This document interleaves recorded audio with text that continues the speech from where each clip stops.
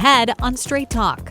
It doesn't make financial sense to stay in Portland. Amid concerns from businesses big and small, a new face steps up to lead the city agency tasked with economic development. Not only do we want businesses to grow in Portland, we also want them to attract diverse talent. We sit down with the Prosper Portland's newest executive director, Cornell Wesley, about his priorities as director. Plus, I think you'll see job numbers that are going to be absolutely incredible.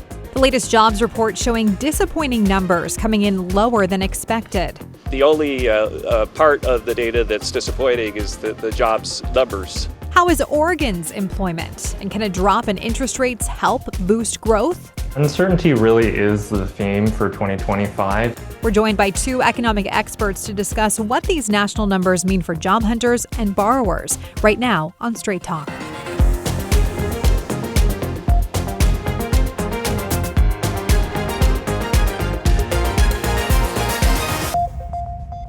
Hello and welcome to Straight Talk. Thanks for joining us. I'm Stephanie Domerat. Now, the City of Portland's Economic and Urban Development Agency, Prosper Portland, has a new leader. And he joins us now to talk about his priorities looking ahead. Cornell Wesley was appointed as Executive Director in July of this year and officially joined the organization in early August. Before moving to Portland, Director Wesley was the Chief Economic Development Officer for the city of Birmingham, Alabama. He brings a combined 20 years of experience in driving urban economic development to Prosper Portland. Cornell, thanks so much for being with us today. Thank you for having me. Congratulations on your new role. Welcome to Portland. First, what prompted you to want to come to Portland? Well, uniquely, I've been coming to Portland for the last 17 years as a visitor.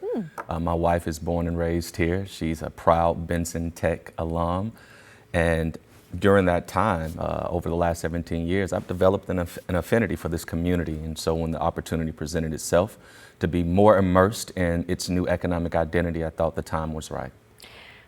You're a newcomer to Portland, as we just mentioned, but you are not a newcomer to economic development, as we just mentioned. So now a month into your role, with fresh eyes, as you've had, what's most critical, do you think, right now in Portland? Collaboration. Collaboration is the most critical point. Prosper Portland plays a significant role, but it is not the only player. It is not the only tool in the toolbox. And so as we are understanding our new form of government and embracing our new mayor, collaboration has to be at the forefront of any impact conversation we're having. Have you met with Keith Wilson yet? Absolutely. A great leader, a great visionary. I've been fortunate enough to spend time with him as well as many of our city councilors. And looking forward to continuing that conversation with the ones I have not yet to spend time with. What kind of conversations were you able to have with the mayor? Well, you know, the mayor is passionate about economic development as well as solving for homelessness. And so our conversations have been intentional around what resources, additional resources, can we as an organization go out to make a better Portland. So like many cities across the country, Portland was impacted greatly during the pandemic. In many ways, it's still recovering, it's still trying to bounce back. And one of the ways is that in downtown Portland, the business and office vacancy rate is at a record high. What specific things can be done around that? Well, we're going to have to cast a wider net, if you will, meaning we can't just think about our assets locally or even regionally. $30 a square foot is attractive to many investors across this country and dare I say across the globe. I think it's important that we position ourselves extremely well to receive those sorts of interests. There's another option, and I know something people have been talking about is, and I believe Prosper Portland is looking into this too, is making office spaces into residence instead. How is that going, and how would you do that? Well, we couldn't do it in isolation, and so we would welcome the opportunity to continue to partner with organizations like the Portland Housing Bureau as we begin to reimagine what some of those assets can look like, whether that's an affordable home situation or whether that's workforce housing. Either way, we got to think about what those assets can do and reimagine them for the future. Did you have a similar situation in Birmingham where the downtown core really struggled, and what worked there that you hope to apply here? Well, uniquely, Birmingham's Central Business District is about a 16 billion GDP, but it too had some of those unique challenges around vacancy rates and reimagining some of those assets. And so I can give you an example that the former Red Cross building downtown Birmingham is now workforce housing and is served them well, has 100% rate in terms of occupying the spaces. So those are the sorts of things we're going to be looking at. Those are the sorts of things we're going to be challenged to overcome, and I stand ready to support in any way that we can. Have you been able to go to any downtown events or anything like that so far since you've been here? So I was at the announcement for the staycation and look forward to participating in the staycation this weekend. I've also participated in the PDX Hip Hop Week, the Criterium, Albina Vision Trust dinner. So I've been, in the 1 month that I've been here, probably to about 12 different events. You've been doing a lot. Yes, ma'am. Very busy. Well, part of the mission of Prosper Portland is to encourage prosperity in neighborhoods as well. So one area that's been a priority of the organization is Gateway Neighborhood. Yeah. The Fred Meyer in Gateway recently announced its closure, and a Willamette Week report this month took a closer look at the neighborhood and actually quoted City Councilor Jamie Dunphy saying of Prosper Portland, quote, "Gateway is the biggest failure of the organization. The economic improvements are just simply non-existent." When you read that, what were your thoughts? Of course, you haven't been here long, but what were your thoughts? Well, I think it's important that we work closer with our media partners so that they are equipped with real-time information around the investments and the impact that has been yielding in the Gateway, specific to Gateway. There's a lot to like about what's happening there, but we have to be honest and know that there's been some challenges. But full stop, Prosper Portland is not the sole proprietor of blame or the sole recipient of blame. We are dedicated to the work and solving for the challenges. So when I read comments like that, it just speaks back to collaboration.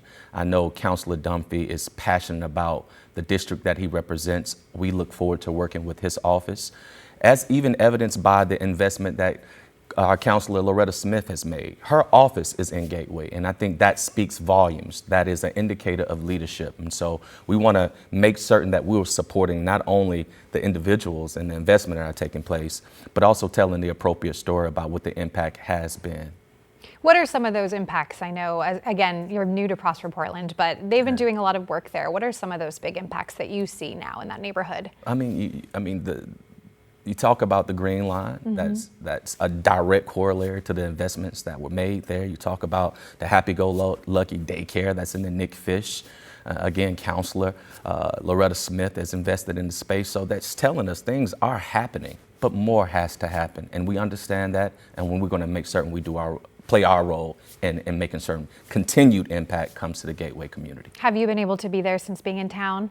Well, it's 1 month in. Yeah. So I've been a lot of places. I know. And I'm looking, and Gateway is one of the places that I will be going to in the short term. Okay.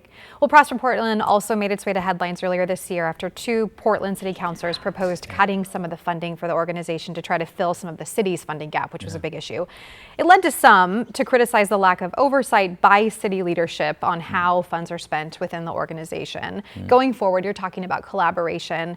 How are you planning on working with city, leadership and having more dialogue about, what your goals and transparency is? Well, we have some core values that are going to be at the center of anything that we do. And those core values are customer service, efficiency, effectiveness, transparency, and accountability. And so we're going to be far more transparent than we've been, not to say or suggest that we haven't been, but we're going to lean into the T, right? We're going to make certain that the community sees the benefit and that the counselors are equipped with the appropriate information to ensure that as these budget conversations take place, there is a corollary to the pothole and the economic development, right? So what I mean by that is these sorts of activities is what underwrites your success from a city perspective. It is a direct correlation to the revenue that's generated. So why disinvest in the area that is serving the broader community? But that's something that we got to work on. That's something we've got to work hand in glove with our counselors to make sure that they understand, and we look forward to doing that. What are you most excited about in this role? Just continuing to work with an amazing team of practitioners at Prosper Portland has been great, but I'm addicted to impact. And so leveraging all of the resources that we have at our disposal to make a better Portland is the thing that keeps me up at night and the thing that I'm most excited about. For people who feel frustrated right now in Portland about the economic situation we're seeing, or maybe the crime in certain areas or the areas that aren't being developed in the ways that they hope, what do you want to tell them? That it can't be done in isolation, and that we hear you as well, and continue to be loud about it, continue to express that passion around your community, but work with us and walk with us as we try to solve for those things. And again, It's not just Prosper, it's all of our bureau leaders, it's all of our entrepreneurial support organizations that are in the ecosystem, it's all of our nonprofit leaders, and dare I say, it's even our media partners. It serves us well when positive stories are told about Portland, and that sort of thing is what attracts interest and investment back to our community. So if we are all singing from the same sheet of music, I feel pretty confident about what Portland's future looks like in the short term as well as in the long term. Well, we're so happy to have you. Welcome to Portland. Thank and you. Congratulations on this role. Thanks for being here. Thank you for having some time. Appreciate you. Yeah. Well, coming up next, we will be talking about the U.S. jobs report that came out this week, causing concern of a slumping job market and even questions into labor data. Coming up, we sit down with two economists to discuss how Oregon is holding up and what they're keeping their eyes on right after this.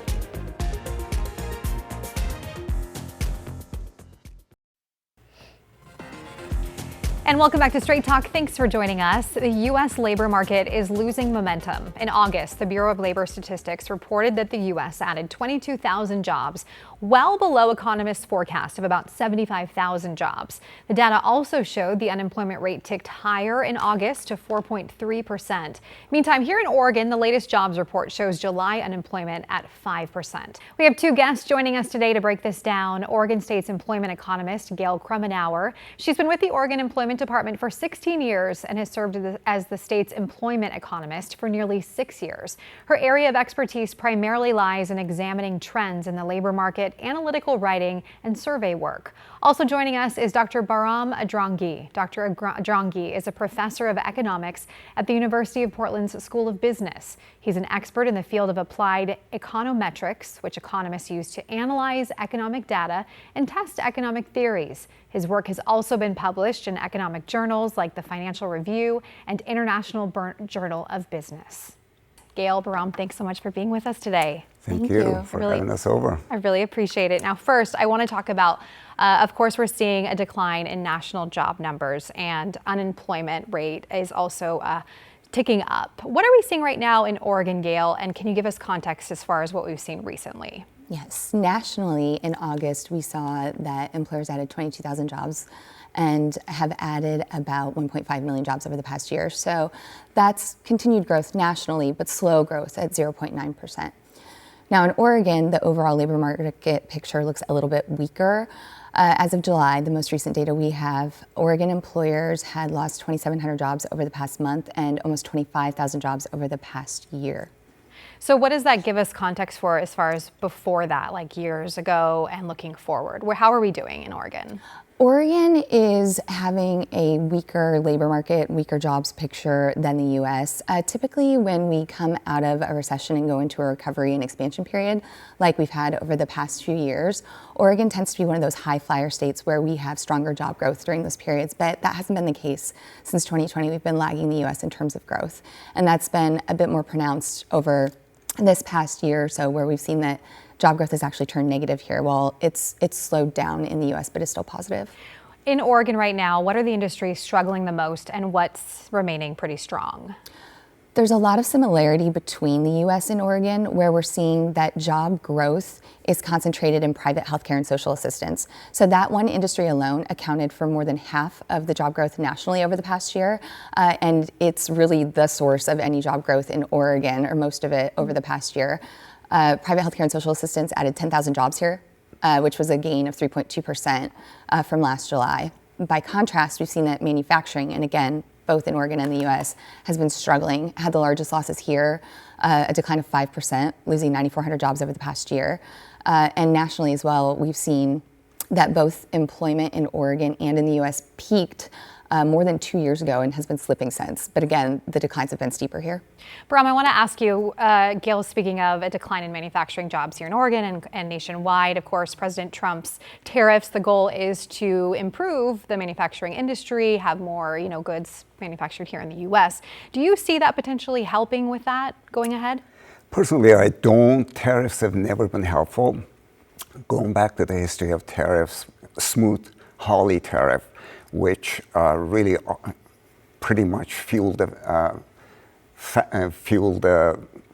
Great Depression, and Hawley being from Oregon, by the way, and really ushered in the Great Depression and so on, so it wasn't really helpful at all, and I see a lot of similarities. I want to ask a lot of people, as we're seeing this slowdown of job growth across the country, or the big question, are we heading towards recession? How would you answer that question? Well, I always look at three indicators. One of them is the yield curve, which has been very confused. The other one is the SOM index. And the SOM index is also not really, although it showed recession, it hasn't been completely certain about it. But there is another index, Michel and Sai's index, the two University of California professors, and their index is actually flashing, and we've entered recession nationally. They are suggesting we are heading, is that what you mean? Not only heading, but we actually entered.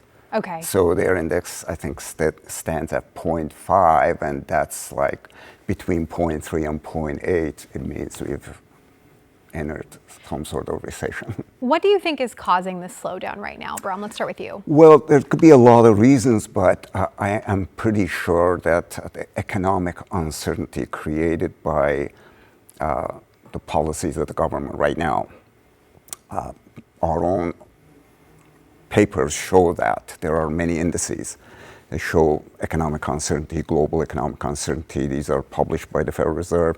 And using those, we've shown in 4 or 5 papers that across the board, in all sectors, economic uncertainty is creating a lot of consternation among businesses, large businesses, small businesses, agriculture, all sectors of the economy, manufacturing, consumable, durable, all of them. They're all suffering. What do you see right now as a cause for the slowdown we're seeing? Our team in the research division at the Employment Department looks at a series of indicators, some of which you were already talking about, but some others to try to help us gauge the health of the economy. And we're still seeing a bit of mixed signals in those. There are some things that are concerning. For example, we've seen 3 months of job losses in a row in Oregon, and sustained job losses tend to be a hallmark of economic distress. But on the other side, we've seen that the U.S. is continuing to grow, albeit slowly. And when we're seeing large layoff announcements and things that we have seen some of in Oregon over the past couple of years, typically when people are losing their job through no fault of their own and there aren't as many other job opportunities out there, we would expect to see a continuing surge in first-time claims for unemployment insurance, but we're not seeing that. Those are still coming in low. Now, the ongoing claims, people who are coming back and claiming week after they've become unemployed, that's been running higher in the US and in Oregon. And I think that speaks to what I was talking about with concentrated job growth in private healthcare and social assistance, while layoffs are happening throughout many areas of the economy. So we're seeing a little bit of strength in some parts that we wouldn't, and some weakness in others. The other thing, and this speaks to uncertainty in tariffs, is we expect to see in greater economic distress that not only does unemployment continue to rise in a sustained way in terms of those claims, but also that employers stop hiring. And what we've seen in the first half of 2025 is that the number of job vacancies with private employers in Oregon has been stable. It's been right around 51,000, which is about the same as it was before the pandemic recession started. So it's not ramping up like we would have expected, but it's also not falling off quite yet. Historically, how insulated is Oregon? We talked about this a little bit, but how insulated is Oregon compared to national downturns in the economy?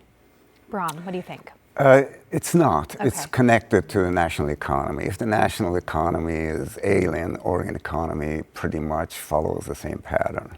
So historically, that's been the case. It is expected soon, potentially, that the Federal Reserve will drop interest rates, which is something that President Trump has been asking for a while. So if that does happen, how quickly could that help the situation that we're in? Bram? In my opinion, because of economic uncertainty, really the lower interest rate means there's a sale on credit, right?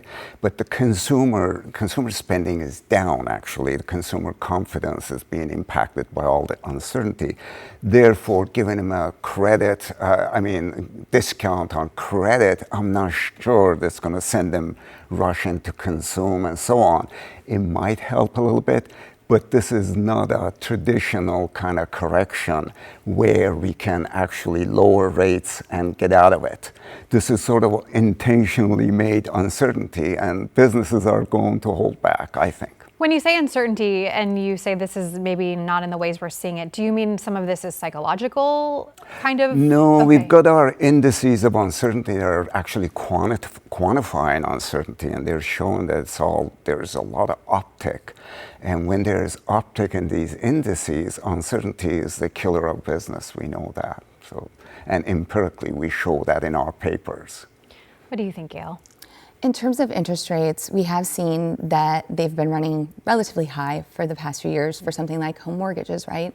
Over the past year, we've seen in Oregon that construction lost more than 4,000 jobs, that financial activities lost nearly 4,000 jobs. That's a decline of 4% in each of those sectors. So to the extent that interest rates could drop a little bit, that might maybe price more people into being able to do things like buy homes or get loans for other things. So that could help ease things a bit. Okay, yes. Well, I want to move on to something else we've been seeing this week. There's been heightened scrutiny of BLS data. The Labor Department's Inspector General launched a review after revisions were made that showed job growth was even lower this week than first reported. Gail, I want to ask you, how common are revisions and what happens that causes these? Yes, just to add a bit more context, so each year the U.S. Bureau of Labor Statistics, they have monthly surveys, and the numbers I've been talking about today, we work in partnership, and every single state works in partnership with the economists and the analysts at the U.S. Bureau of Labor Statistics to do these monthly surveys. It's a smaller number of businesses that we're asking, hey, how many jobs do you have?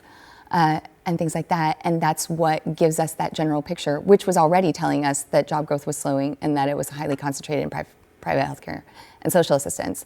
So to get the full picture of what's going on in the economy, once a year, the Bureau of Labor Statistics goes and takes the full administrative records from all employers who are required to pay unemployment insurance taxes and trues up that full census of employment with that smaller survey. And for us, we do it 4 times a year. Most other states just do it once a year, and the US does it once a year. We got a first look at that and saw that it is weaker than we thought for nationally, that instead of adding about 1.8 million jobs as of March 2025, it was really a little less than 900,000.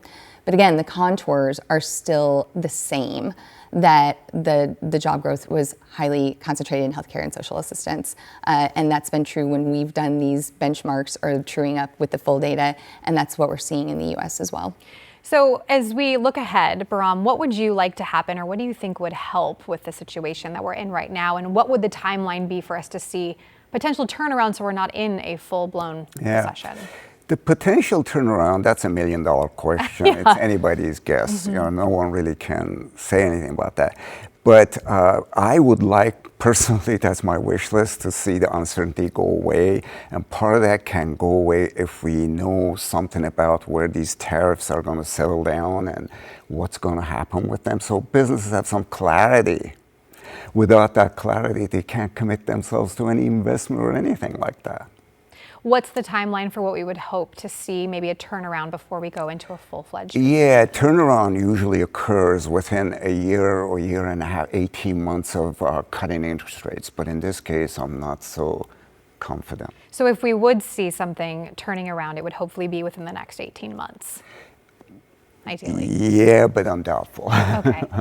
Gail, for people in Oregon looking for work right now, what do you suggest for them? Do you have any tips or advice? Yes. For those who are looking for work, I recommend the Find a Job tool on qualityinfo.org. There's also information on the website that helps people understand the training, the wages, and the availability of the types of work that are out there and the things that they're interested in. There are also WorkSource offices all across the state that can help people with personalized coaching, interview skills, their resumes, and connect them to networking events. And for anybody who's looking for a job, I particularly want to emphasize how big related or previous work experience is with employers.